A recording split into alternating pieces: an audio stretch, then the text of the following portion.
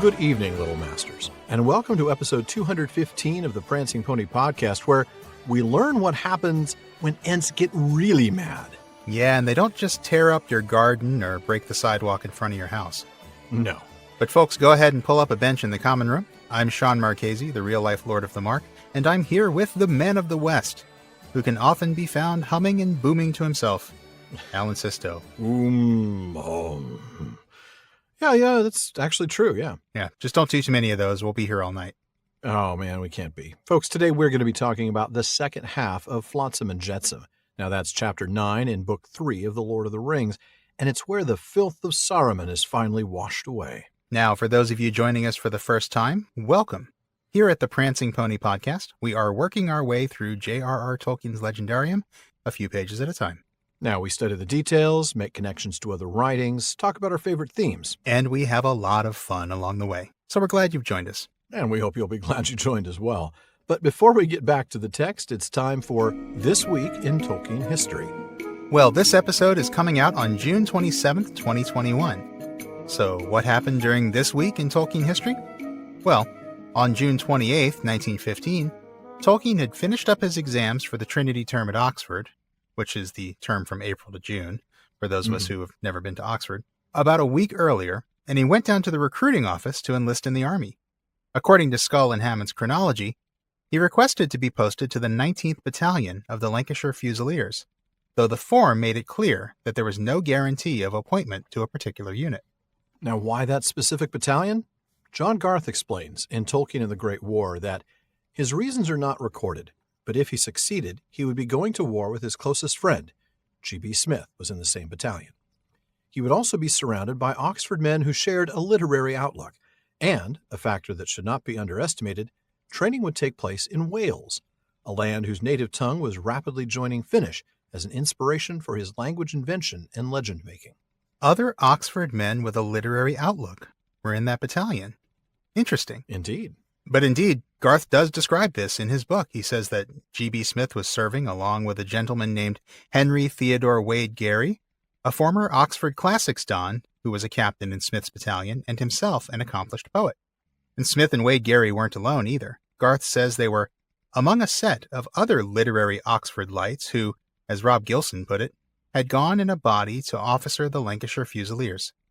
The move perhaps reflected the mood of mucking in together by people from all walks of life, very different from the rancor and industrial class strife that had preceded the war. Now, as it turned out, Tolkien was not assigned to the 19th Battalion, but to the 11th Battalion of the Lancashire Fusiliers as a signals officer.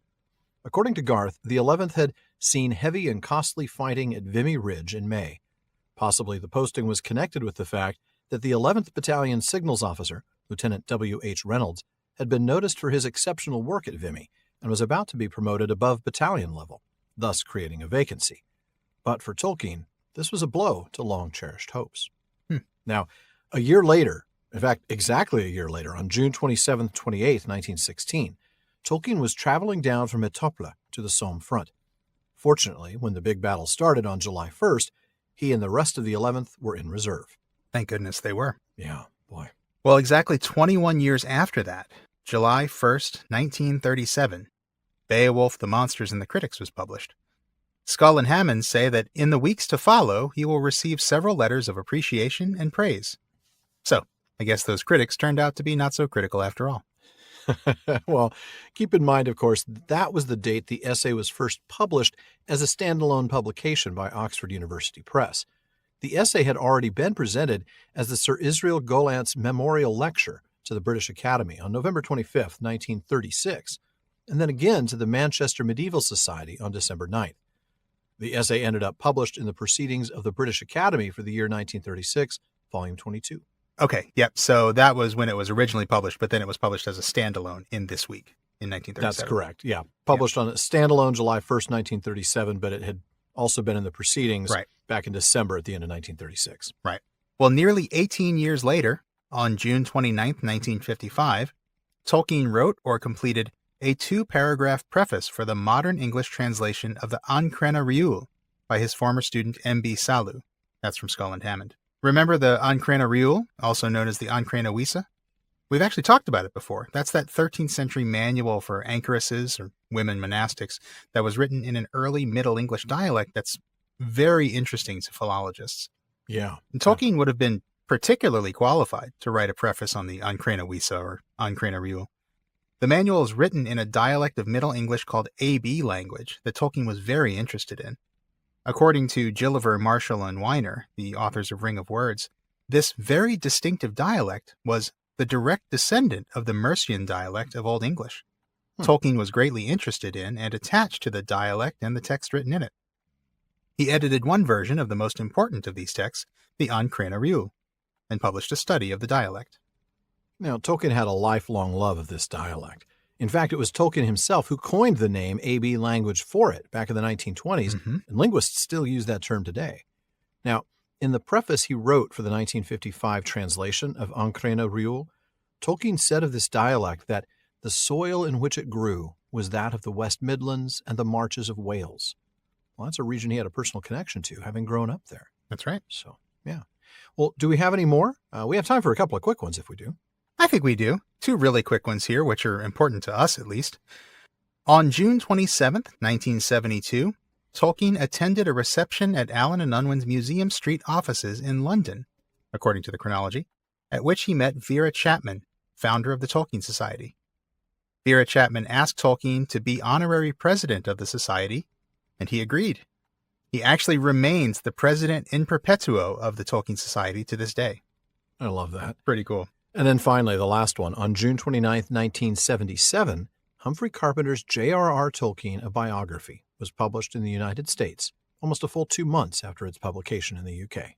And that was back before you could just go online and order a UK edition from your favorite website. Yeah, so it's a good thing it did make it stateside eventually. Mm-hmm. And it certainly provided us with no shortage of great stuff for the podcast. Oh, quite true. But now let's get on with the podcast and let Pippin finish his story.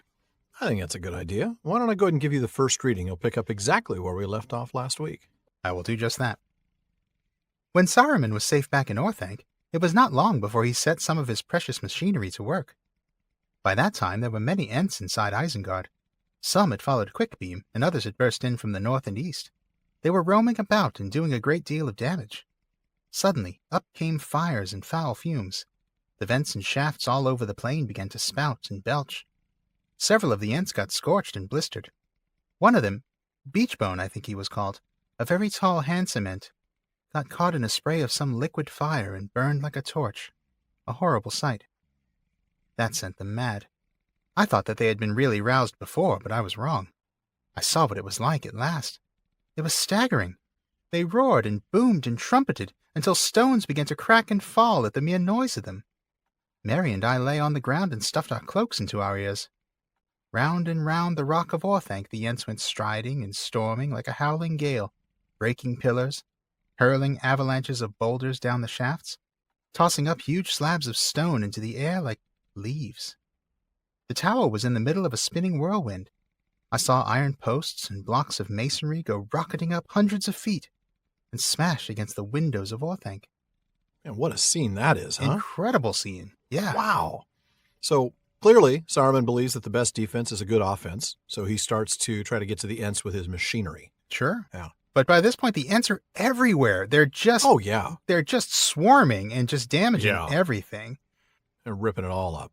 But he does have some defenses out here on the plains. He's got these flames and fumes coming out of the holes. Remember, we talked about those holes when the heroes rode in at the end of the previous chapter, and apparently these are defenses of some kind. Mm-hmm. It would appear that way. And in case you're wondering, like I did, just because of the use of this word belch.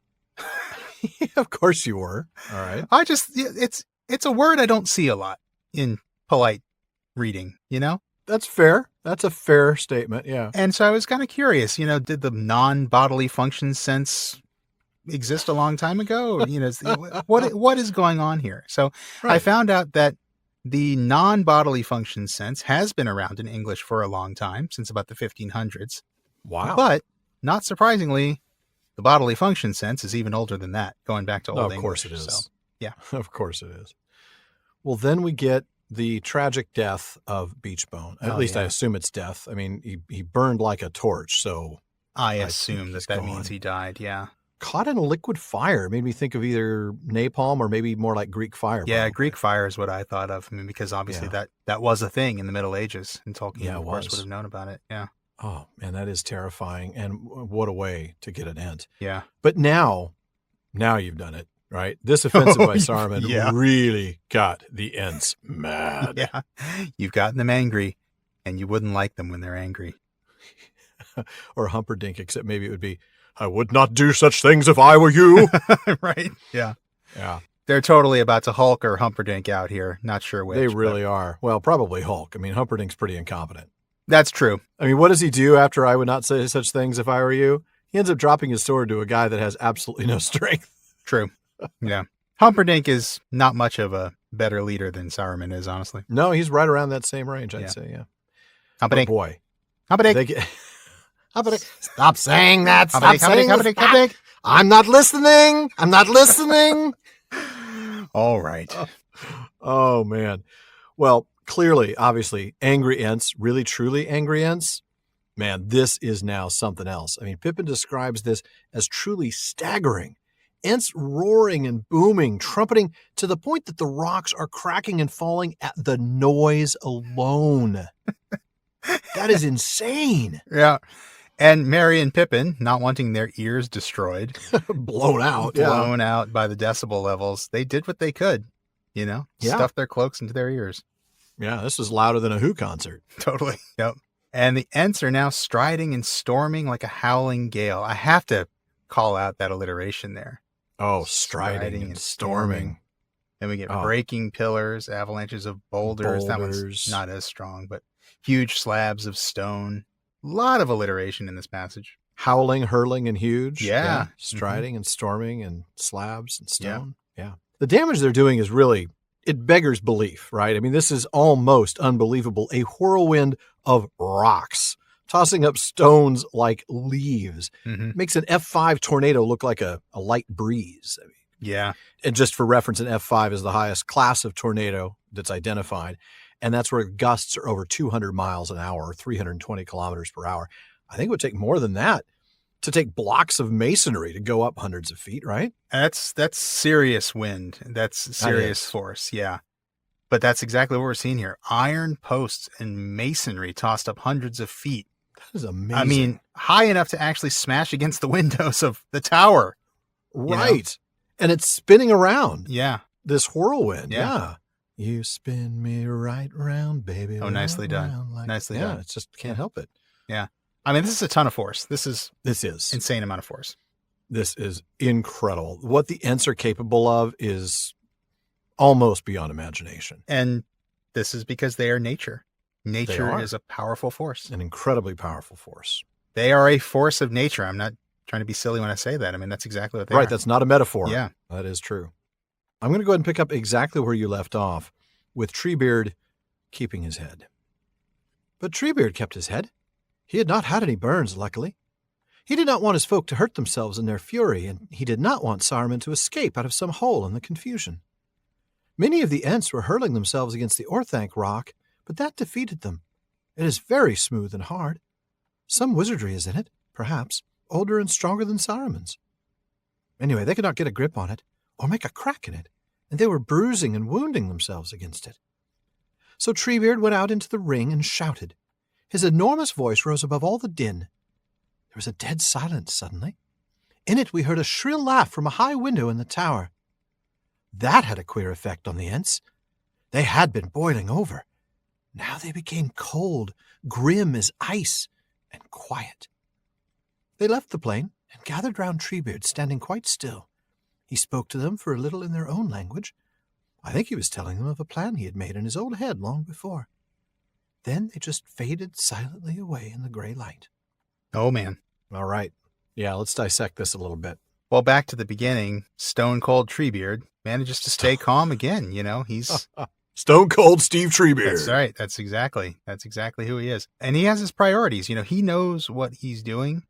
He is being very calculated with this. He's not lost his temper here. No. He does not want his people to get hurt in their anger. Right. Nor did he want Saruman to escape in the confusion. Right. Yeah. Yeah. Treebeard is in control here. He is. He is level-headed. He is completely patient. He knows what he wants. Yeah. And he knows what he doesn't want. Right. Right. And so now we see the Ents trying to damage Orthanc by throwing themselves at it. Yeah. But it's not doing anything. The rock is just, they can't do anything to it. They can't grab it. They can't make a crack in it. Now figure that out, right? I mean, they can throw iron posts and masonry blocks up hundreds of feet in the air. They can break rock with the sound of their booming, but they can't even get a grip on Orthanc or make a single crack in it. That is something. Yeah, well, Pippin suspects there's wizardry in it, something older than Saruman's. And of course there is, right? Absolutely. Orthanc was not built by Saruman. It had been there for a very long time before he was, yeah. Right. Well, then Treebeard goes out and calls for silence. He is the leader, and they all pay attention because, well, silence is exactly what happened. Yeah. But then, cutting through the silence, there's this shrill laugh from a high window in Orthanc. And, wow. I mean, this changes the Ents, doesn't it? Their anger is cold now, and it's quiet. Oh, that's a bad kind of anger. I mean, really, you thought that was bad before when they were angry. Now, you know, it makes me think of that scene in Star Trek II, right? Wrath of Khan, when Khan says to Kirk, "Do you know that old Klingon proverb? That revenge is a dish that is best served cold." Awesome. Yes. I love that. I love that scene. I do love that scene in that movie. I know people are like, what? Sean, we thought you weren't a Star Trek fan. I don't know much Star Trek, but I know that movie. I watched that movie a lot, and I love that movie. Oh, Ricardo Montalban was something amazing. else. Yeah. I buy all the Corinthian leather now. I mean, that movie is the reason that I know anything about Star Trek, to be honest with you, is Yeah, because I I've believe seen it. that movie so much. It's a fantastic film, yeah. Well, now the Ents are conversing in Entish, and Treebeard is apparently telling them about some plan, one that Pippin thinks he's had long before. This is... Quick beam, you go deep. You're going to run the deep post. Yeah. You're going to run the crossing route. This is something that was in his playbook for a long time. Yeah. He's thought about this. Yes, he has. And then after they get the new plan, they fade away into the gray light of dawn. They just sort of disappear. I mean, again, they're hard to spot when they don't want to be spotted. They just look like trees. But I'm going to have you pick up. We're going to skip a little bit, about half a paragraph or so, and you're going to pick up there with Pippin continuing to talk about what they were doing while all this was happening. All right. A good deal of the time we spent looking for something to eat. And also we sat and talked, wondering what was happening away south in Rohan, and what had become of all the rest of our company. Every now and then we could hear in the distance the rattle and fall of stone and thudding noises echoing in the hills. In the afternoon we walked round the circle and went to have a look at what was going on. There was a great shadowy wood of Huorns at the head of the valley, and another round the northern wall. We did not dare to go in, but there was a rending, tearing noise of work going on inside. Ents and Huorns were digging great pits and trenches and making great pools and dams, gathering all the waters of the Isen and every other spring and stream that they could find. We left them to it. At dusk, Treebeard came back to the gate. He was humming and booming to himself and seemed pleased. He stood and stretched his great arms and legs and breathed deep. I asked him if he was tired. "Tired?" he said. "Tired? Well, no, not tired, but stiff. I need a good draft of Entwash. We have worked hard. We have done more stone cracking and earth gnawing today than we have done in many a long year before. But it is nearly finished. When night falls, do not linger near this gate or in the old tunnel. Water may come through, and it will be foul water for a while, until all the filth of Saruman is washed away. Then Isen can run clean again." He began to pull down a bit more of the walls in a leisurely sort of way, just to amuse himself. Because Treebeard. Right. I love that. Right. Such a Treebeard thing to do. I'm just going to break up the walls a little bit. Just, kind of picking at stuff, and idly just pulling down walls. Yeah.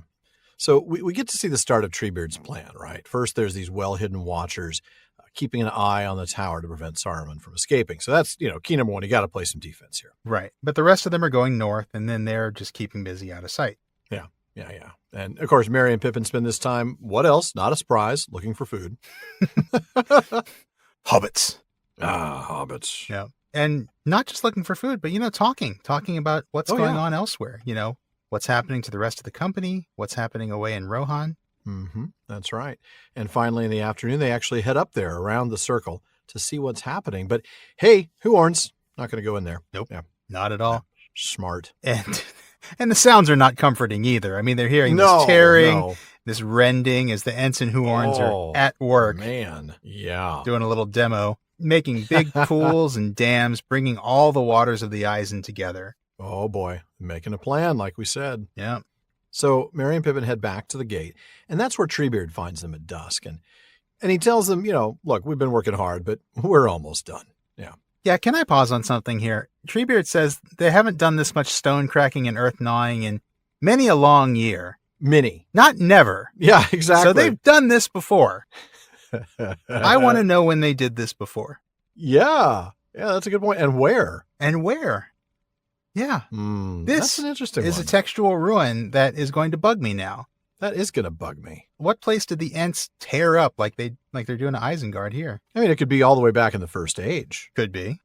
But, they didn't attack a dwarven stronghold. They just intercepted the dwarves on the way back from stabby knee bleeder. So respectful to Thingol. That's a reference to Thingol for those of you who never is. caught our first season. Yeah. Yeah. I mean, we've seen the Ents in battle before, and we've seen them make short work of short people, but short work. Oh, sorry. But that was terrible. I know it was. Thank you. But yeah, when have they done this before? I don't know. There's no answer. No, there isn't. I just think we can't let that go. Wait, hang on. When? Tell me about. Oh, we've done stone cracking like this before. Yeah. That's right. It's like when we demoed that house. Tell me about your previous experience in this field. Yeah. Right. I love that. It's like an interview. Yeah, right. Exactly. What experience do you have stone cracking and earth gnawing? Well, there was that one time. It just... Anyway, back to the text. Yeah. Treebeard tells them, look, you're not going to want to be near this gate or in the old tunnel. No. Once we break all this stuff open, because water's going to come through, and it's not exactly going to be clean water. No, it'll be pretty nasty water. Yeah. I mean, all the filth of Saruman is washed away. We're going to wipe away his, I'm trying to think of all the filth of Saruman. Yeah. There's lots all of those magazines under his bed have been washed away.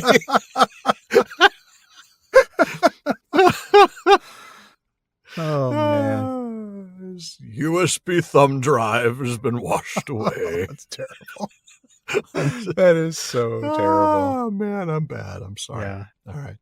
But then I still love, and I got to have it mentioned again, the ending of this passage is just brilliant. He's just sort of picking at it like you'd pick at, I don't know, peeling paint on a wall. And he's just pulling the whole darn wall down. It's like the kind of thing you just do distractedly, like you say. You just I don't know, whatever you're doing. Pop a little bubble wrap or something. You rip a sheet out of a notebook and there's all those little hanging bits off of it and you just start picking those apart absentmindedly. That's what Treebeard's doing with walls. With walls, stone walls. I love it. Yep. It's brilliant. Well, speaking of stone cracking and earth gnawing, you should check out our website, prancingponypodcast.com. No filth on our website to wash away, no, folks. There's not. No. Only good stuff. Show notes, outtakes, Prancing Pony Ponderings, and also our online storefront where you can get PPP shirts, mugs, stickers, and more. That's right. And one of the best resources we have there is our library page. After all, we love the books here at the Prancing Pony Podcast, and we want to make sure that you can get your hands on any of the books that we mention here. Yeah, we may talk about a lot of different Tolkien-related stuff on the podcast, but at heart, Alan and I are fans of Tolkien's books and books about Tolkien. That's why we have the library page, with links to every book we've mentioned on the show. Now, we do make a few pennies from the purchases you make from those links, so thank you for your support. For those of you who are with us at the PPP Digital Mood, I'm sure you remember the amazing Council of Elrond immersive audio segment that our sound editor, Jordan Rennells, created. Now, if you weren't there, be sure to check it out on his podcast, Music of Middle-earth. But that's not the project we want to tell you about today. No, he's working on something new that we know you're all going to be interested in. Oh, yeah. Jordan is working with famed artist John Howe and his publisher, David and Charles Limited, to bring John's new book, Fantasy Art Academy, to life in fully immersive audiobook form. John Howe is going to be narrating the book himself, with a foreword read by Terry Gilliam and an afterword read by fellow Tolkien artist Alan Lee. My goodness. Jordan's going to be adding original music compositions throughout, along with ambience layers and special sound effects. Now, if you heard the Council of Elrond, you know you're not going to want to miss this opportunity to hear John Howe himself talk about his creative process and go behind the scenes into the world of a professional artist. With original music and sound design from our own Jordan Rennells along the way. Mm-hmm. Now, if you're as interested in this project as we are and want to get all the updates, including when you can pre-order the audiobook, send an email to musicofmiddle-earth-mail@gmail.com. That's musicofmiddle-earth-mail@gmail.com.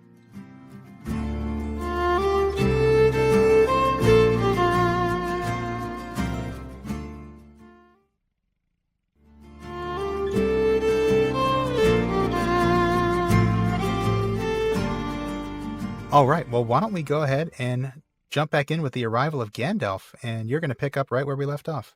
All right, I will. We were just wondering where it would be safe to lie and get some sleep when the most amazing thing of all happened. There was the sound of a rider coming swiftly up the road. Merry and I lay quiet, and Treebeard hid himself in the shadows under the arch. Suddenly, a great horse came striding up like a flash of silver. It was already dark, but I could see the rider's face clearly. It seemed to shine, and all his clothes were white. I just sat up, staring, with my mouth open. I tried to call out and couldn't. There was no need. He halted just by us and looked down at us. "Gandalf," I said at last, but my voice was only a whisper. Did he say, "Hello, Pippin, this is a pleasant surprise"? No, indeed. He said, "Get up, you tomfool of a took. Where in the name of wonder and all this ruin is Treebeard? I want him, quick." I mean, that is on brand, but... That is very much on brand. That is so on brand. Treebeard heard his voice and came out of the shadows at once. There was a strange meeting. I was surprised, because neither of them seemed surprised at all. Gandalf obviously expected to find Treebeard here, and Treebeard might almost have been loitering about near the gates on purpose to meet him. Yet we had told the old ent all about Moria. But then I remembered a queer look he gave us at the time. I could only suppose that he had seen Gandalf or had some news of him, but would not say anything in a hurry.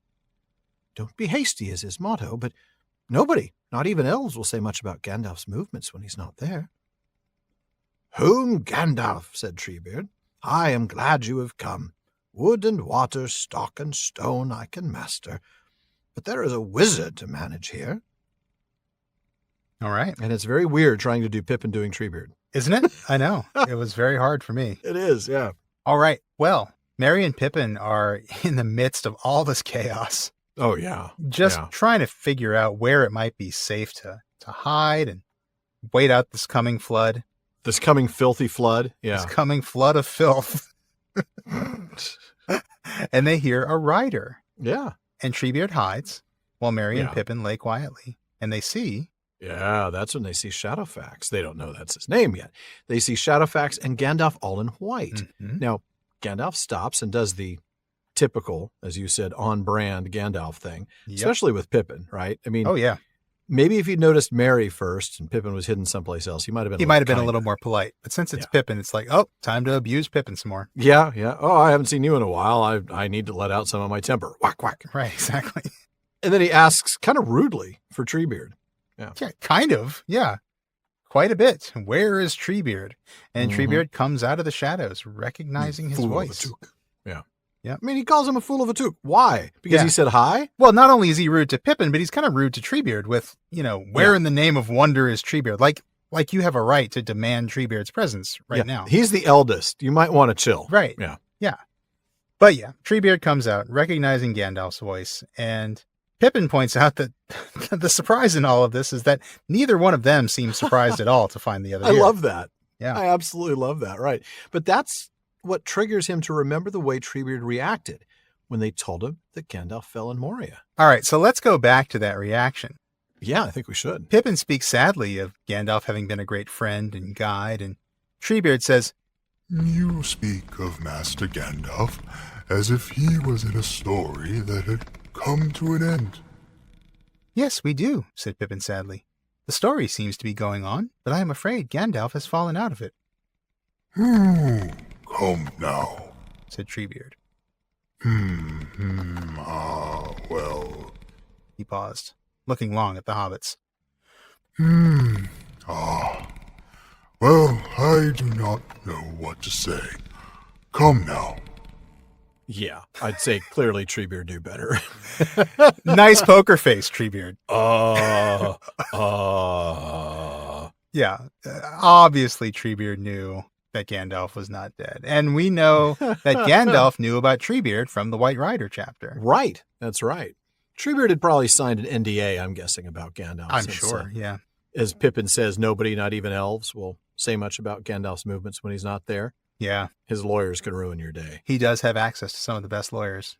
Mm-hmm. Valinorian lawyers. Timeless halls, man. They are expensive, though. Exactly. Do not come cheap. Mm-mm. I mean, I don't know how they make money billing by the hour in the timeless halls, but maybe it's worse. I don't know. Maybe. That's right. It's infinite hours. It's infinite hours, yeah. Right. Every hour they bill is actually like, 5 eons in the real world. That's hilarious. Anyway, then we get Treebeard's great line, which is actually kept intact in the films. Mm-hmm. Wood and water, stock and stone I can master, but there is a wizard to manage here. I love that line. Now, I just want to kind of fill you in a little bit here. In this context, stock refers to the trunk of a tree. Right. Treebeard uses a similar line near the very end of Book 6, which we'll get to 3 years from now, when he meets with Celeborn and Galadriel. It is long, long since we met by stock or by stone. Ah, Vanimar, Vanimali, and Mastari. Oh, that is a lovely Quenya line, isn't it? It is. Oh, I love taking Quenya whenever I get the chance. Yeah, and you did really well with it. I like the way you read it. Oh, thank you, sir. And it means, oh, beautiful ones, parents of beautiful children. Oh, that is nice. Mm-hmm. I like that line. Well, speaking of lines we like, there's a lot more to the stock and stone line, too, but we'll revisit that in season 8 when we get to the moment I just quoted. Yes. For now, though, if you want to read ahead, I'll point you to Tom Shippey's The Road to Middle-earth, Chapter 6. I remember Shippey talking about that line, and there is some really cool stuff there, but we'll just have to wait for it. It's pretty amazing. Yeah. Yeah, it really is. But for now, I need you to pick up exactly where I left off with this little chat that Gandalf's going to have with Treebeard. Okay. Treebeard, said Gandalf, I need your help. You have done much, but I need more. I have about 10,000 orcs to manage. Then those two went off and had a council together in some corner. It must have seemed very hasty to Treebeard, for Gandalf was in a tremendous hurry, and was already talking at a great pace before they passed out of hearing. They were only away a matter of minutes, perhaps a quarter of an hour. Then Gandalf came back to us, and he seemed relieved, almost merry. He did say he was glad to see us then. But Gandalf, I cried, where have you been? And have you seen the others? Wherever I have been, I am back, he answered in the genuine Gandalf manner. Also on brand. Very much so. Yes, I have seen some of the others, but news must wait. This is a perilous night, and I must ride fast. But the dawn may be brighter, and if so, we shall meet again. Take care of yourselves, and keep away from Orthanc. Goodbye. Treebeard was very thoughtful after Gandalf had gone. He had evidently learnt a lot in a short time and was digesting it. He looked at us and said, Well, I find you are not such hasty folk as I thought. You said much less than you might, and no more than you should. This is a bundle of news, and no mistake. Well, now Treebeard must get busy again. Treebeard talking about himself in the third person again. Anybody who's anybody talks about themselves in the third person. Well, when you're as old as Treebeard, you can do that. Yeah. Or when you're two people like Gollum is. That's true, too. That's fair. Yeah. Well, going back to the beginning of that passage, Gandalf, of course, also needs help managing 10,000 orcs, which I can understand we need some help with that. So yeah, the two go off and they hold a council together for about 15 minutes, and they decide to bring in an independent consultant who can help manage the 10,000 orcs and get the best possible productivity out of them. Wrong kind of management, Sisto. I love that image, though. I know, I do too. I'm just imagining, performance reviews for the orcs. Right. And, yeah. Well, first of all, do they have a break room? They don't have a break room. We need to get them a break room. And we're going to have a reduction in force of about 20%, probably. Probably, yeah. Peer evaluations, everything, yeah. Yeah, right, exactly.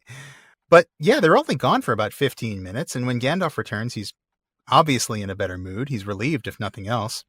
Well, and he's polite. He's finally glad to see the hobbits. Finally treating them with some decency, yeah. Yeah, I love that. And so the hobbits ask understandably, where have you been? Yeah. And hey, have you seen the others? Yeah, we're a little concerned about our friends. Yeah, absolutely. I mean, we're glad you're alive. That's great news. But hey, what about the others? Yeah, the ones who don't call us fools. Yeah. The ones who actually treat us nicely and who might be inclined to travel across an entire country looking for us. Right, exactly. But when they ask, that's when Gandalf's better mood kind of stops, doesn't it? Oh, yeah, immediately. Right. I'm back. Whatever that means. I've seen the others, but news must wait. Mind your own beeswax, Took. Basically.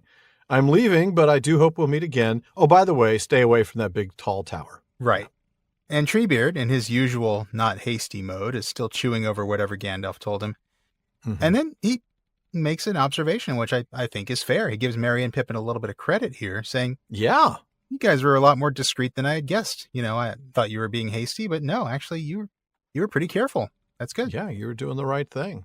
And then he gives news to the hobbits, but it isn't good news. There's a big, big battle coming. Yeah. Or already happening. And the three hunters, your friends, are in danger. Yeah. Yeah. But the last line is encouraging, if a little bit terrifying. Huorns will help. Yes. Great. Can't wait. What's a Huorn? Right. Well, they know them by now, don't No, they? I know. Yeah. I know. But No, still, I it's like those are not the things you necessarily want rushing to your aid because they're terrifying. Yeah, terrifying things that might, after they're done with the orcs, if they're still hungry, eat our friends. Right. Yeah. Yeah. And the Huorns did feast upon the orcs and dunlendings and hobbits. And being not yet sated, they then ate upon Theoden and his men, Right. and their horses, and their cattle. And breakfast cereals. Oh, man.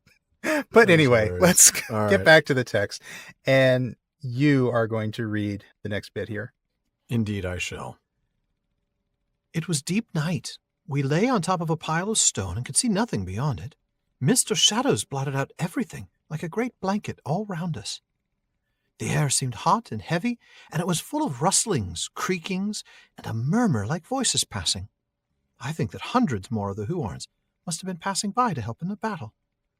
Later there was a great rumble of thunder away south, and flashes of lightning far away across Rohan. Every now and then we could see mountain peaks, miles and miles away, stab out suddenly, black and white, and then vanish. And behind us there were noises like thunder in hills, but different. At times the whole valley echoed. It must have been about midnight when the Ents broke the dams and poured all the gathered waters through a gap in the northern wall, down into Isengard.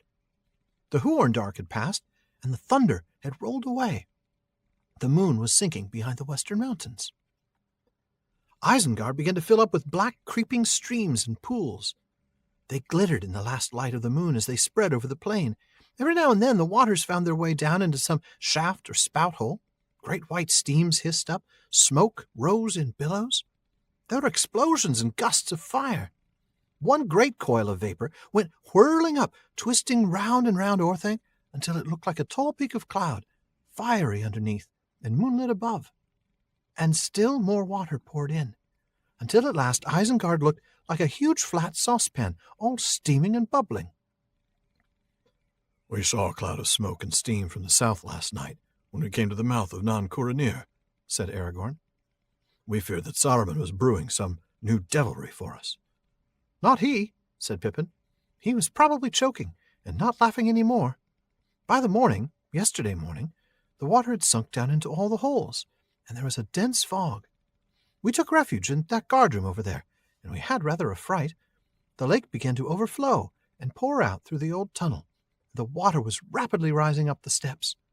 We thought we were going to get caught like orcs in a hole, but we found a winding stair at the back of the storeroom that brought us out on top of the arch. It was a squeeze to get out, as the passages had been cracked and half blocked with fallen stone near the top. There we sat, high up above the floods, and watched the drowning of Isengard." Oh, yeah. It was a good movie. I give it an 8. Yeah, you know, they got their popcorn. Yeah, they're sitting there. Great big 32-ounce Coke. Box of red vines and Yeah. maybe some Junior Mints. Yeah. Right. Totally. It was a big screen, man. It's like watching it on IMAX. I mean, it's, yeah. Great quality video. Good sound. Mhm. 'Cause Surround it's sound actually for sure. happening around you. It's actually surrounding you. It is actually surrounding it. That's true. All right. All right. Well, let's get back to the beginning of that passage. Yes, indeed, because Pippin is now getting to what happened the night that Helm's Deep was assaulted. So that's where we are in the timeline now. Mhm. There's mist or shadows everywhere. The air was hot and heavy, and it was filled with all these noises, these rustlings and creakings, and this murmuring, like these voices passing. And Pippin correctly assumes that this was the passage of the Huorns. That's right. I mean, compare that to what we read last chapter when the Huorns passed by Theoden and company, when they were at their camp by the Isen. A mist gathered about them. Above them, a few stars still glimmered faintly. But on either side, there arose walls of impenetrable gloom. They were in a narrow lane between moving towers of shadow. Voices they heard, whisperings and groanings, and an endless rustling sigh. The earth shook under them. I remember reading that. Yep. I remember having nightmares. Yeah, I believe it. Yeah, pretty intense. And now they see and hear this storm, right? They see this lightning and thunder south across Rohan. And we remember this storm. This is the storm that we saw at the beginning of the assault on Helm's Deep. The white lightning, remember that? I do. I believe we named an episode after that. We certainly did. But here, there's other thunderous sounds in the hills, but different, which isn't really helpful yet, but we'll get there. Right, yeah. I love that. But now we finally get to the culmination of Treebeard's plans, don't we? The dams break and the waters pour in. Oh, man. It's such a moment as the plain of Isengard just begins to fill up. Water's finding their way into all those vents and shafts where they had the vapors and the light coming out. And Saruman was using as a defense. And we're starting to see this rising of smoke and vapor all around. All around, including one that goes all the way around Orthanc, making it look like a fiery moonlit cloud. I love that. Yeah. And then, of course, we get the most hobbity simile ever. It looked like a big saucepan, all steaming. All saucepan, that's right. Yeah. Love that. And then Aragorn mentions what they saw riding in, the new devilry that they were afraid that Saruman was brewing for them. That's right. That's right. But Pippin says, no. There was no new devilry. Saruman was probably choking by now on all this. Yeah. Choking like Legolas was on all that pipeweed smoke last episode. Exactly, yeah. And then Pippin continues with a little bit of a scary incident here. Oh, yeah. He and Merry tried to find cover in the guard room, but the lake overflowed and actually started pouring in through the tunnel and trapped them. That's a problem. You can see this moment in any movie as the guard room filling up with water and they're rising ever higher. The space for air gets smaller and smaller. Yeah, and they're desperately trying to find a way out. And fortunately, they did find a stairway that took them back up to the top of the arch. They were able to get out through that. It was a tight squeeze, but they did make it. And then they're able to sit back and, like we said, just watch the the first release of this movie, with the flooding of Isengard, the drowning. The exclusive sneak preview of the drowning of Isengard. That's right. So that takes us to the end of the passage that you read. And then in the next bit, we'll skip a little bit, but what happens in that part is, there's more water coming in until all the fires are out and every cave is filled. There's steam everywhere. There's cloud cover. And then I love this image because there's a little bit of peace after the chaos here. Yeah. There's a rainbow and a drizzle of rain. I love that. Yeah. It's funny. It's there because there's such intense cloud cover. I mean, there's so much steam that the steam then condenses and causes, all that moisture in the air, and then you got the rainbow. Yeah, that makes sense. But I also love what you mentioned, that sort of peaceful thing. I like the peacefulness of it. I mean, I guess it's not really quite peaceful, but it's becoming peaceful, isn't it? We see that's exactly we see in the very next sentence. I think it is symbolic, yeah. Because after that, it was quiet. Yeah. Like the Ents were then able to stop the water and put the Isen back on its course. And that's where I'm going to have you pick up with Pippin's summary. Okay. Since then, the water has been sinking again. There must be outlets somewhere from the caves underneath, I think. If Saruman peeps out of any of his windows, it must look an untidy, dreary mess. We felt very lonely. Not even a visible Ent to talk to in all the ruin, and no news. We spent the night up on top there above the arch, and it was cold and damp, and we did not sleep. We had a feeling that anything might happen at any minute. Saruman is still in his tower. There was a noise in the night like a wind coming up the valley. I think the Ents and Huorns that had been away came back then, but where they have all gone to now, I don't know. It was a misty, moisty morning when we climbed down and looked around again, and nobody was about. And that is about all there is to tell. It seems almost peaceful now after all the turmoil, and safer too, somehow, since Gandalf came back. I could sleep. So going back to the beginning of that little section there, we get a brief update from Pippin about what's happened since, right? The waters retreat, presumably through some underground outlets. Yeah. And then they're lonely. I mean, it's just the two of them. All the Ents are off doing work, and they're not getting any news. They don't have any Ents to talk to. I mean, hobbits are social creatures, especially these two. You know, they like company. They like fellowship. See what they're doing right now. They're hanging out with their friends, telling them the story. That's right. So they're lonely. They're kind of bummed out. And then they keep feeling like something can happen at any moment. So they didn't sleep. That's right. I mean, of course, they've been experiencing some crazy things lately. It's been a rough time. They've had a bit of a week. Yeah, I'm with them on that. So Saruman's still in the tower, and Pippin doesn't know where the Ents and the Huorns have gone, but they've come back, and that's important. Yeah, because now it's peaceful and it's safer, and not only they're back, but Gandalf is back. Yeah, and they don't know where the Ents and Huorns have gone. They came back, but then they've gone away again, and we don't know where they are. Right. But now at least it's peaceful and it's safer, and even safer with the return of Gandalf. He actually feels like he could take a nap now. I mean, who doesn't want to nap on a misty, moisty morning? Misty, moisty morning. That's some nice alliteration, really. It really is, yeah. For some reason, it makes me think of Misty Mountain Hop, Led Zeppelin. I like that. I don't know why, but it does. But anyway, I digress. Okay. I am going to let you skip the next very short paragraph and then pick up with Pippin talking about Wormtongue. Yeah. All right, so Gimli's asked about Wormtongue, and Pippin answers. "Oh, yes, I forgot about him," said Pippin. "He did not get here till this morning. We had just lit the fire and had some breakfast when Treebeard appeared again. We heard him hooming and calling our names outside. 'I have just come round to see how you are faring, my lads,' he said, 'and to give you some news. Huorns have come back.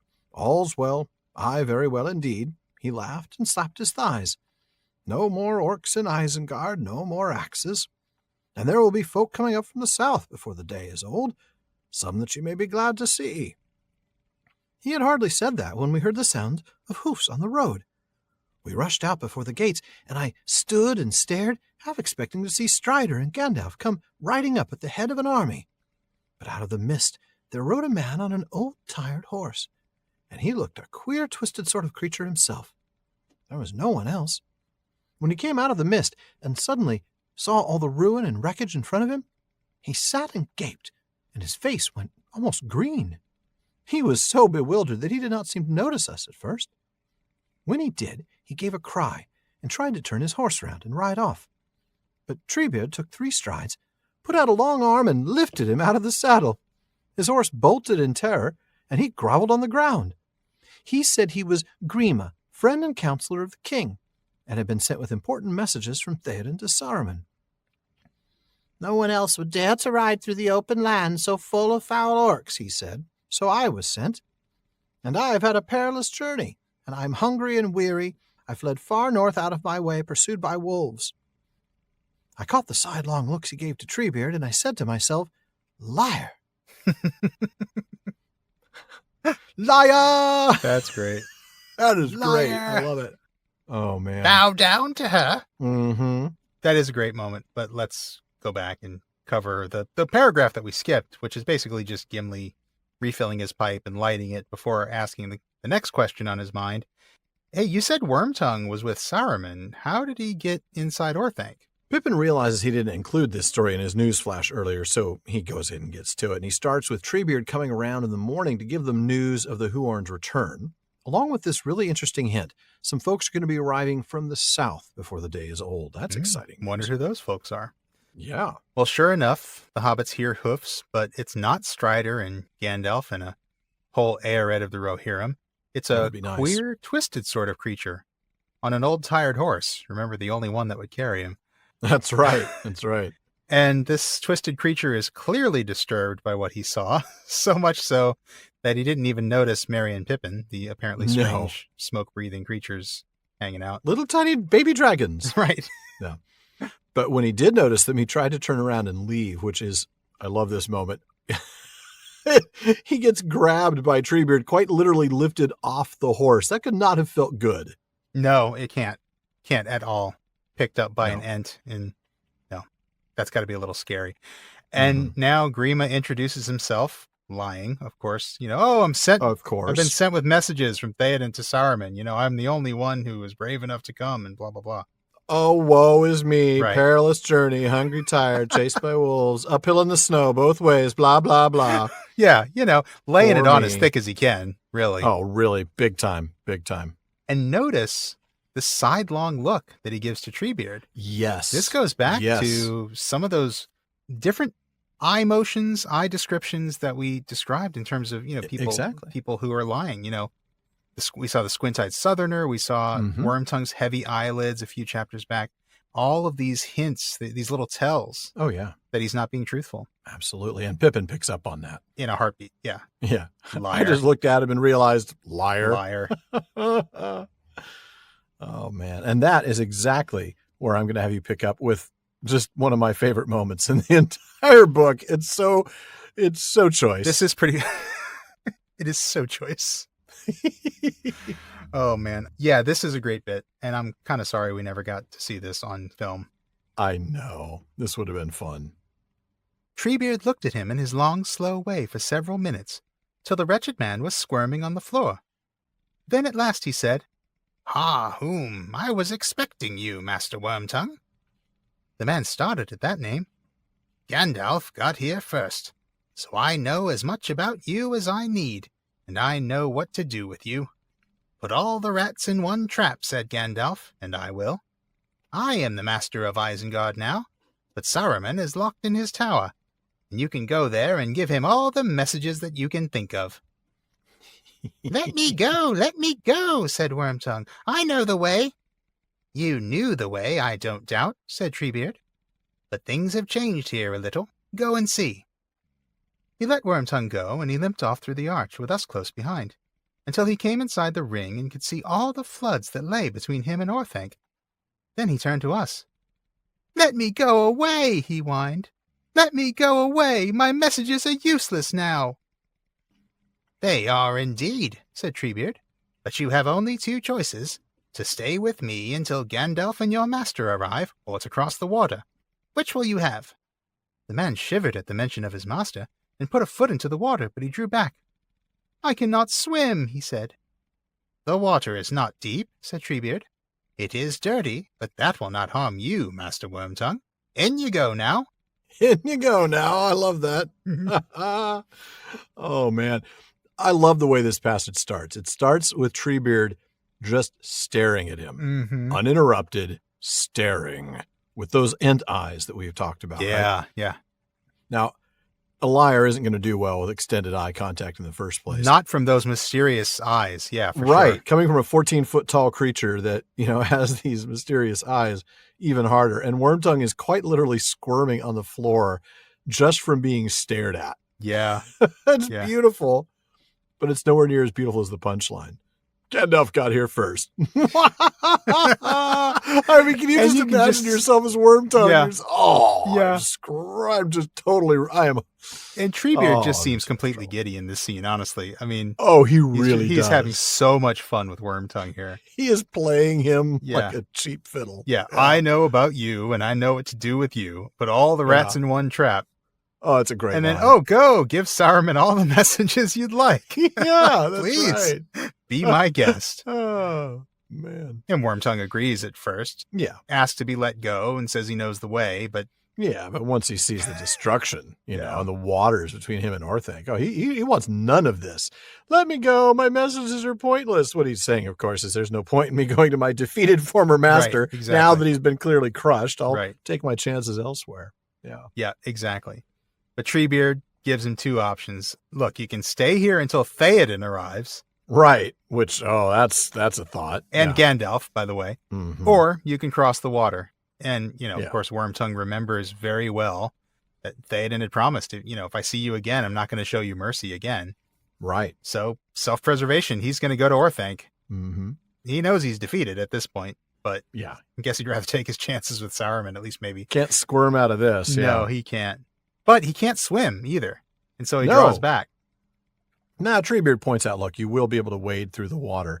And then I love that. It is dirty, but that will not harm you. I love that. Nice touch. I love that because you're so filthy already. This water is not going to do anything to you. You'll be just fine. Yeah. Yeah. And he does make it. Barely. Yeah. He crawls up the steps like a draggled rat. I love that. A draggled rat. What a line that is. Oh. We didn't read that part, but we had to skip something. Yeah, that's true. Yeah, and I love this next bit where, Pippin relays Treebeard saying, "So there he is, and I hope the welcome is to his liking." Again, you don't see Treebeard have this much fun ever. No, that's true. He is loving this. This is the highlight of his time here at Isengard. Yeah. It truly is. That is hilarious. But now Treebeard's feeling a little dirty, understandably. Mhm. Contact with Wormtongue Yeah. will do that to you. Yes, it will. And he wants to go get himself cleaned off, and that's where you'll pick it up.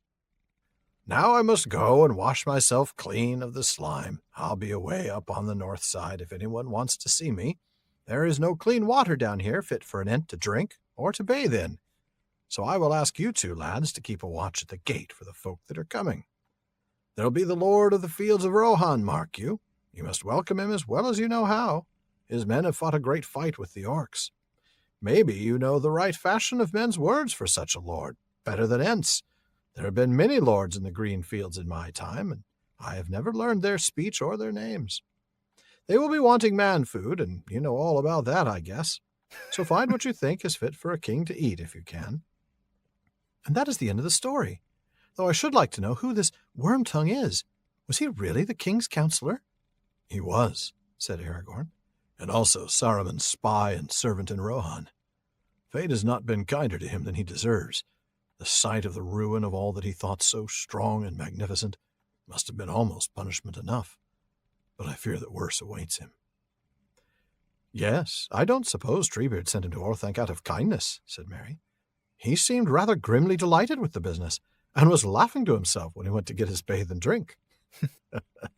Again, Treebeard's just loving it. He's just giddy. No doubt. So, yeah, Treebeard's going to look for clean water to wash himself with. Not only is Wormtongue, who knows where he's been, but also he'd actually followed Wormtongue into that filthy water. That's right. Slimy, flooded water. Right. So he then goes ahead and gives instructions to Merry and Pippin. He says, look for the people that are coming, including the King of Rohan. Yeah, but note that Treebeard calls him the Lord of the Fields of Rohan. Yeah. Now, I noticed two things about that. First of all, he's thinking of Rohan in terms of its natural features. He calls it the Fields of Rohan, not the realm of Rohan or the kingdom of Rohan or the mark or the land. Any of those more political terms, right? He's referring to it by the natural features, the Fields of Rohan. Mm-hmm. But second, he's kind of othering Theoden here a little bit because he is. He's describing him as a person of the fields, and I can't help think that Treebeard thinks very differently of fields than he does of forests, right? I think you're right. He's kind of marking Theoden as an outsider, someone other than him. Someone who doesn't deal with forests. Someone who does not deal with forests, and someone I don't know how to deal with either. Good point. He knows nothing of trees. I can't speak with him. I have nothing in common. Right, exactly. But, hey, welcome him as best you can. You guys know all about that stuff, right? Yeah. I thought it was interesting that he says he can't do the job because he's never learned their speech or names. Does that mean he doesn't know that they also speak Westron? I mean, I don't know. He clearly speaks Westron. He's been talking with the hobbits all along. Yeah. It's his fast speech, but maybe his only interaction with them was at that first gate, and they spoke to him in Old English, and he was just like, "Oh." And oh man, I can you imagine? Into you, Eric? What? I don't understand what you're saying. I'm out. What? Can you? That's great. Can you imagine, being a guard in the outer gates of Edoras, and Treebeard coming up and hello, and just that is funny. It's preposterous. I know that really is pretty preposterous. Yeah, that's where I am in this recording session right now. I know.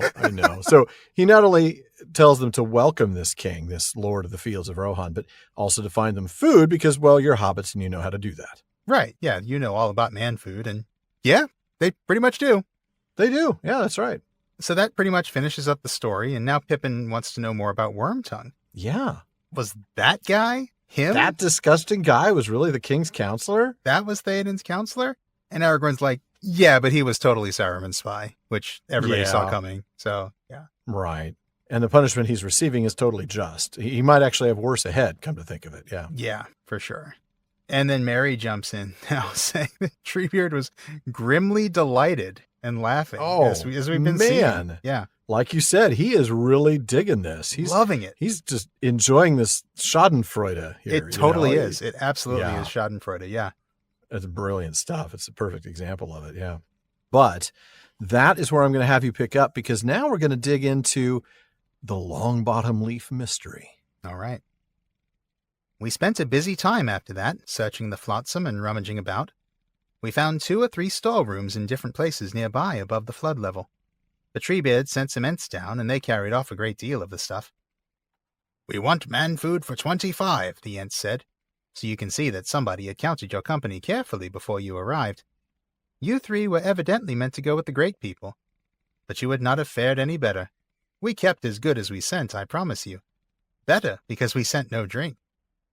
"What about drink?" I said to the Ents. "There is water of Isen," they said, "and that is good enough for Ents and men. But I hope that the Ents may have found time to brew some of their draughts from the mountain springs, and we shall see Gandalf's beard curling when he returns." After the Ents had gone, we felt tired and hungry, but we did not grumble. Our labors had been well rewarded.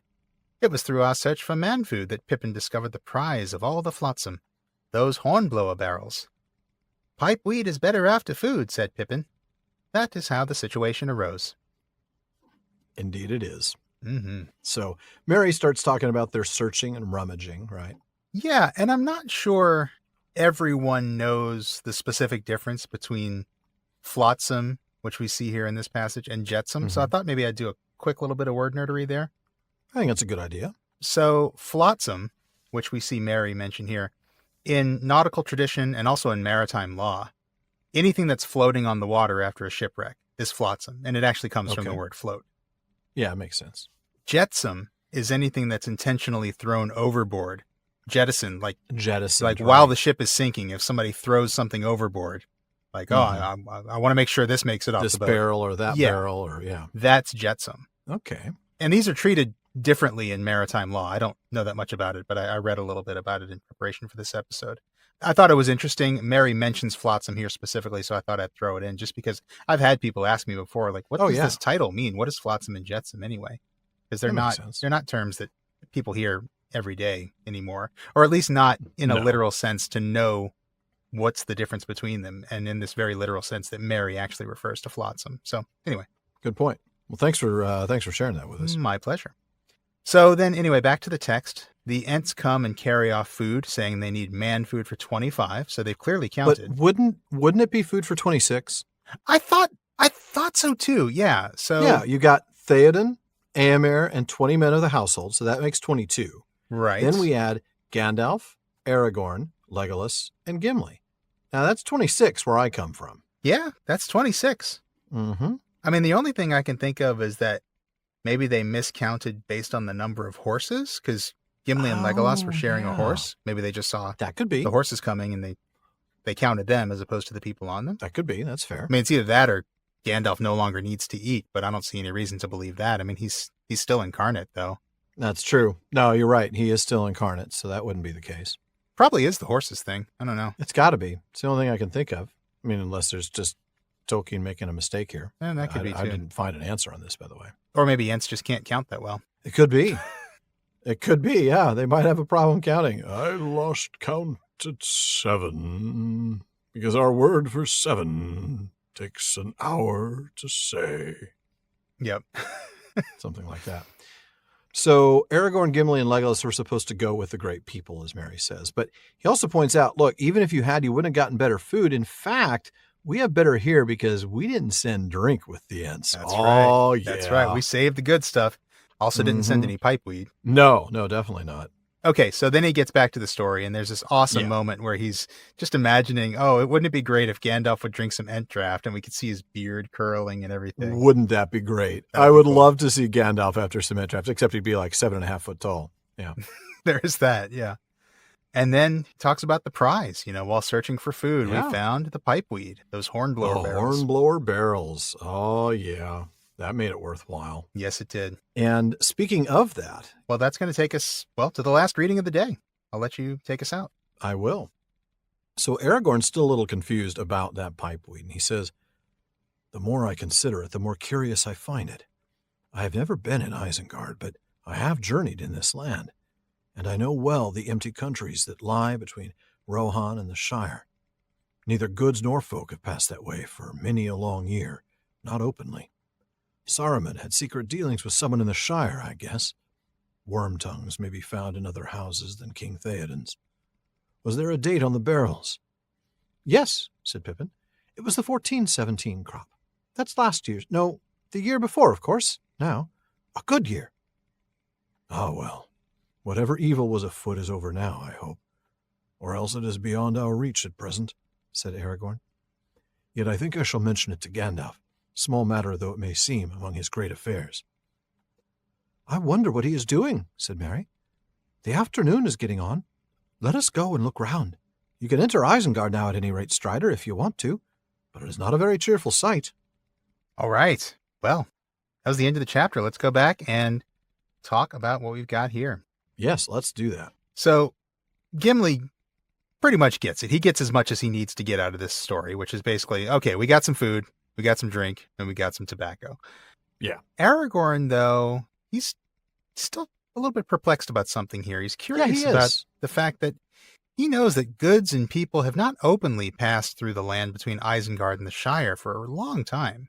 Long time. Mm-hmm. And that leads him to presume that there must have been some sort of secret deal with somebody in the Shire, which, well, he's right about that. Mm-hmm. And then he asks for a date in the hopes that he can, I don't know, maybe piece something together. Pippin answers, it's 1417, so it was the year before last.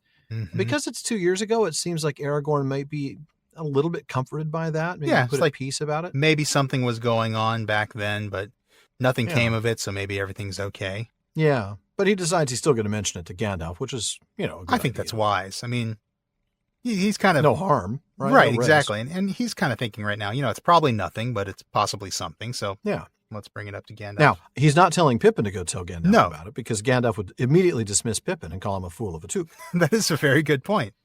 But if he's gonna bring Aragorn it to says him. it... Then Gandalf can take him seriously. That's Mm-hmm. kind of sad, actually, when you say it like that. It but is sad, true. isn't it? Poor Pippin. Yeah. And then at the end of the chapter, we got Merry wondering about Gandalf. Hey, where is he, by the way? Yeah. And asking the others to have a go and look around, despite the fact that it's not a very cheerful sight. Yeah, exactly. This isn't, this place lacks serious curb appeal. It lacked curb appeal before. It's really It's bad even now. worse now, yeah. This is a foreclosure after a natural disaster where the house wasn't insured. Yeah. Boarded up Exactly. windows because they've all been smashed by the masonry and stuff. Right. Big red X's across the, Right. This house has been condemned. Yeah. Yeah. Tarps on the roof. This place is a total mess. But, speaking of that 1417 crop, sometimes our letters are of the 1417 crop, but Parliament eventually gets them to us. Yeah. And once we're done with those, well, that talk still continues all night long on the Prancing Pony, huh? It sure does. Our awesome listener community keeps the conversation going in all of our social media spaces. At our common room on Facebook, you're going to find comments, questions, corrections, and more on every episode, as well as updates from us throughout the week. Just look for the Prancing Pony Podcast on Facebook. And be sure to follow the page and join the group. The page lets us keep you up to date on the latest PPP happenings, while the group gives you a great chance to discuss Tolkien with your fellow listeners. And of course, we also have some really good discussions going on over on Reddit. You can find us there at r/PrancingPonyPod. And don't forget to follow us on Twitter and Instagram, both with the handle @PrancingPonyPod. And if you're enjoying the show, please share us, and please consider giving us a review on Apple Podcasts. Please do. Now, this episode airs on June 27th. Our season wraps up in just a few weeks. But if you're paying attention to the episode numbers, well, a little math tells you that episode 222 is not far away at all. No, and as a matter of fact, it's going to be the first episode or second episode of next season. You might remember the fun we had with our 111st episode, going over the highlights of our first 110 shows. Well, we still haven't quite figured out what to call our 222nd episode, but Not we quite know yet. it's going to be a highlight show, and we know it's going to have selections chosen by you. That's right. So be thinking of your favorite moments from episode 112 through the end of this season and send them into Barliman. Be sure to include an episode number, a starting timestamp, and a brief note describing the segment. Yeah, the description is actually really important because our digital ads do vary in quantity and length, so we might be off by a minute or two if you just give us the timestamp. So you help us out, and if we use your selected clip on the show, we'll give you a shout out. And thanks in advance for helping us celebrate our, 11 times 2. That works for me, at least for now. And finally, if you want exclusive content, postscripts, full bonus episodes, live Discord events with Sean and me, and episodes without digital ads. Then check out patreon.com/prancingponypod, where you can support the show by joining the Fellowship of the Podcast. Now, let's go ahead and see what messages Barlin has brought us. Sean? Well, tonight we have not one, but two questions related to the marital strife between the Ents and Entwives. And I can't believe we're bringing both of these into the same episode because we're just going to be depressed at the end of it. Again, yeah. But it has proven to be a popular topic of discussion. It sure has. So first, Thor Johan in Hamar, Norway, and I hope I'm saying that right, asks, I started thinking about who really is to blame for the separation of the Ents and the Entwives. Thor Johan says that we ended up saying there's blame on both sides, but I want to pose a question. Is this really the blame of Yavanna and her hastened work many years ago? Could you even blame Aule? Or stretching it a bit, is everything Melkor's fault? Yavanna being the maker of the Olvar, one would think she also had considered their differences, especially since she and Aule were of different minds. When Aule then decided to create the dwarves, we read about Yavanna rushing off to Manwë to ease her mind and heart. As I read the Silmarillion, there seems to be a change in the way she is portraying the guardians of the Olvar. Could it be that she made some hastened changes, not really thought through? Is this then the result of a half-baked idea of Yavanna? Or should we then actually blame Aule for thinking up the dwarves, making his wife worried about her creations? If we follow this line of thought, the next conclusion then would be to blame Melkor for everything, as always. Well, that's always an option. That is always an option, yeah. Yeah, but can we please get out of the marriage counseling business, Sean? Honestly, man. I don't want to say who's at fault anymore. We are so unqualified for this. I mean, we are... No one ever is to blame. Wow. Wow. Hey, well, you know. Howard Jones. Yeah, had to pull that one out. Man. Seriously, though, I'm just done being a marriage counselor for the trees. Seriously. Or for the Valar at this point now, too. Oh, my goodness. Yeah. You're not kidding. For the Valar, especially. Now, this is a good question. How much of the blame for the separation of the Ents and Entwives can be laid at the feet of their maker, Yavanna? My first thought is not much. I mean, they were fine for millennia, after all, really. I mean, that's the thing. The estrangement was gradual. Treebeard says it himself. When the world was young, the Ents and the Entwives, they walked together and they housed together. Yeah. But our hearts did not go on growing in the same way. Now, sounds to me like the classic case of growing apart. Yeah. And that seems to be more on the Ents and Entwives than on the Vala who made them. I agree. If it was Yavanna, then you would think that they would have been incompatible from the very beginning. They would have been fighting all along. Right. And also, I just can't see that Yavanna's idea was half-baked in any way. I mean, that's... I can't either. No, that's making basically the same false assumption Manwë did when he tried to dissuade her. Remember, he called her idea a strange thought. And she said, it was in the music. That's right. Like, maybe you weren't listening, but I was singing it. That's right. And that means that it was her contribution to the music. And that's a really significant thing. That's something that was deeply intrinsic to her being. Yeah, to her very nature. You're right. I'm not saying the Valar don't have half-baked ideas, bringing the elves to Aman. Oh, of course they do. But right. Most of the Valar's mistakes tend to happen within Arda Mard rather than in the beginning, in the purest expression of their Einiran nature in the music, right? I mean, that makes sense. Yeah, that's when Yavanna was singing about the Ents. She sang the Ents and the Entwives into being, and so they both came from her in their beginning. That's right. And this isn't even a situation where you've got two parents whose genetics are combining to form children, so the children might take after mom, or they might take after dad, or weird Uncle Fred. The Ents and the Entwives are both... Poor weird Uncle Fred. Poor weird Uncle Fred. Everybody's got a weird Uncle Fred. The Ents and the Entwives both came from her. They are both her subcreation. And so there has to be, I gotta believe there should be some compatibility there.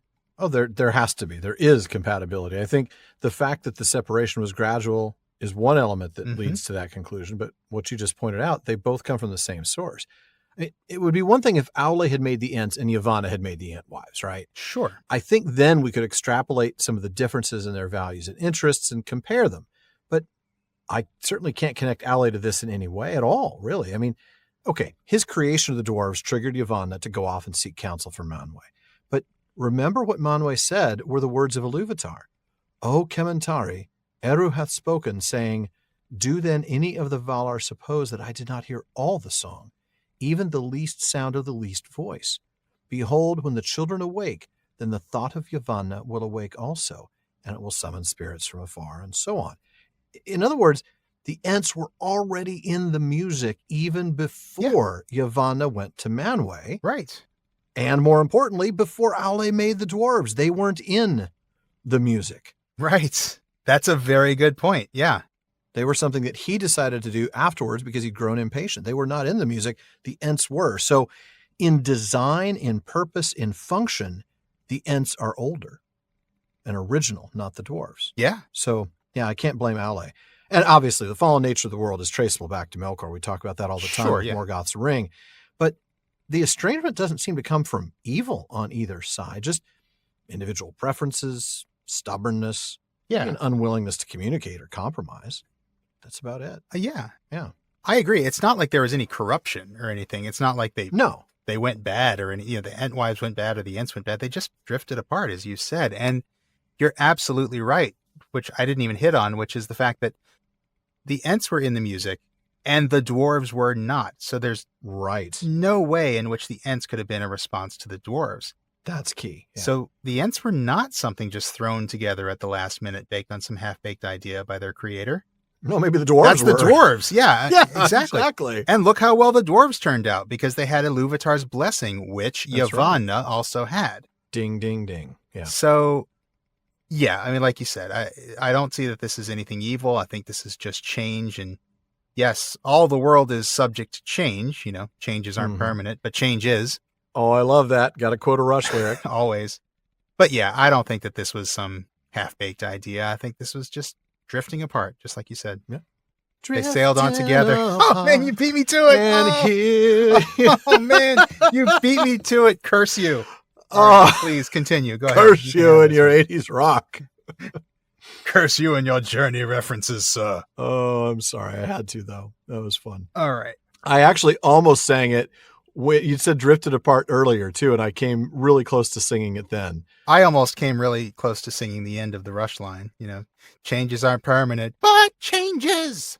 Yeah, you should have. I would have liked that. I like that. All right. Well, we do have time for one more. Chris in Sunnyvale wanted our opinion on his take about the estrangement between the Ents and Entwives.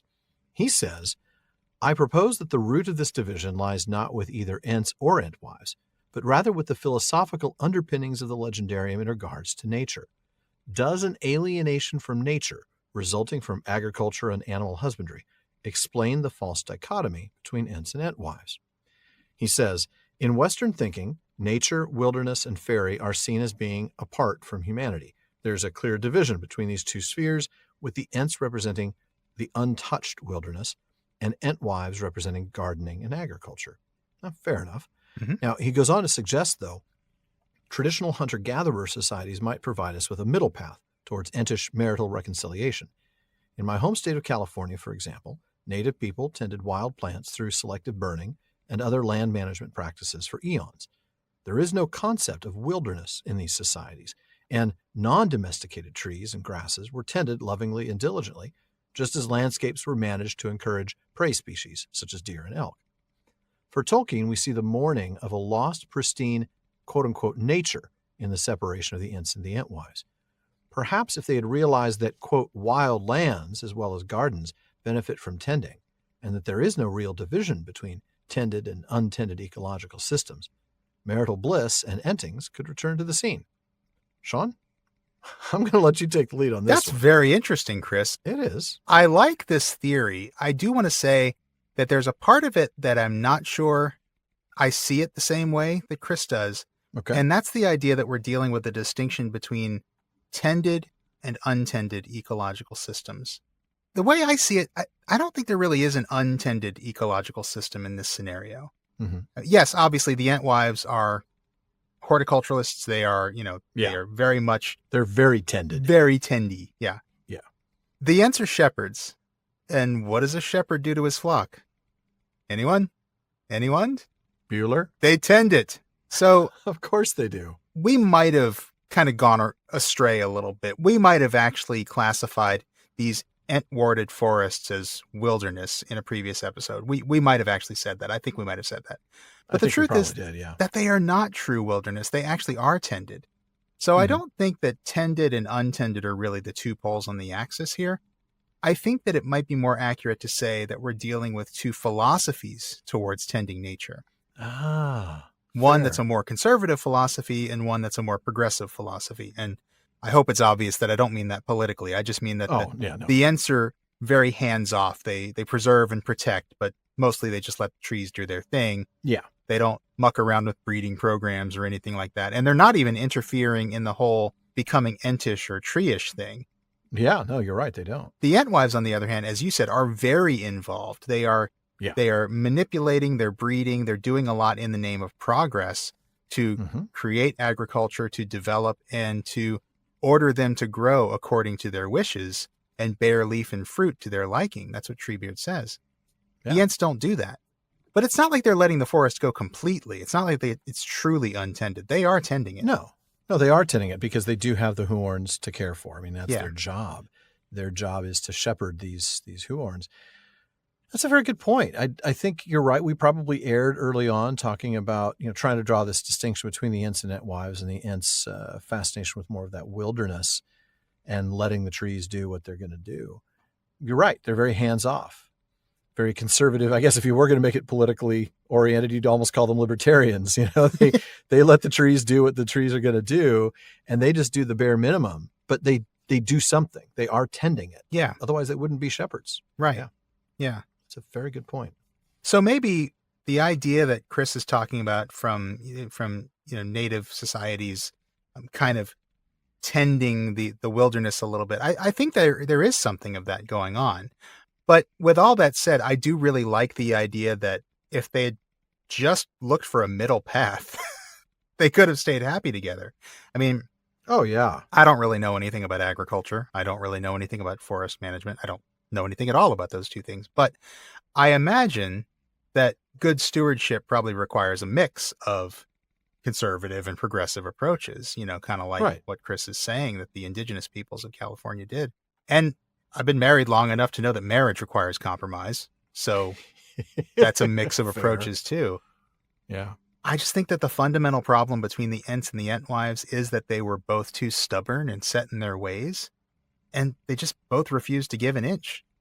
Yeah. And maybe Tolkien is kind of using the idea of a failed marriage symbolically to say something about nature, maybe to show that unchecked progress, sort of like what's represented by the Entwives, would be destructive, but complete hands-off inertia, such as represented by the Ents, that's not really good either. Yeah. Tolkien certainly was not going to be on board with complete wilderness. There's no pubs in the forest. So no, that's true. That's a great way to put it. I think he might be advocating for a kind of balance with the symbol of sort of a marital compromise here. That's a very good way of putting it. I like Chris's core point about just if they'd just come together in the middle somewhere, things would have gone very differently. Yeah. So I like that. Yeah, absolutely. I think so. Well, folks, that wraps it up for another episode of the Prancing Pony Podcast. But please be sure to join us again next week when we welcome our listeners to rummage about their storerooms for their best questions and bring them to us live in our 15th quarterly Questions After Nightfall. It is always so much fun when we do that, and I know we're going to get some great questions. And you're sure to be rather grimly delighted with the business. Grimly delighted. Nice. But folks, as always, we want to take a moment to thank some truly important people. That's our patrons at the Cure-Dance contribution tier. I'm going to start with DeMay in Alaska, James in Virginia, Tamsin in Minnesota, Chad in Texas, Lance in New Jersey, Paul in Colorado, Jerry in Texas, Bruce in California, Mario in Utah, Seth in Texas, B in California, Joseph in Texas, and Kathy from North Carolina. Then we have Lori from Washington, Josh in Oklahoma, Carlos in California, Brian from the UK, Cameron in Nevada, Ned from Connecticut, Jerry from Washington, Nick from Wisconsin, Ryan from Alaska, and Paul from Buckland. Thank you all so very much for your support. Now, we also want to thank the team that helps make the show better. That includes our research assistants, as well as our Barliman, Becca Davis, producer Jordan Rennells, social media manager Casey Hilsey, event and Patreon community coordinator Katie McKenna, and website guru Phil Dean. This show absolutely would not be what it is without our supporters and our teammates, so thank you all so much. Absolutely. And folks, be sure you don't miss any episodes of the Prancing Pony Podcast. Subscribe to the show through Apple Podcasts, Spotify, or your favorite podcast app. And one last thing as always, don't forget to send your thoughts, comments, and most of all, man food for 25 to Barliman at theprancingponypodcast.com. I'll take some of that. And Barlowman is a lot more reliable these days than he used to be, but we do get a lot of mail. So please, we'll get to you as soon as we can, and your question or comment may be featured on a future episode. Now, as always, this has been far too short a time to spend among such excellent and admirable listeners. But until next time. Farewell, friends.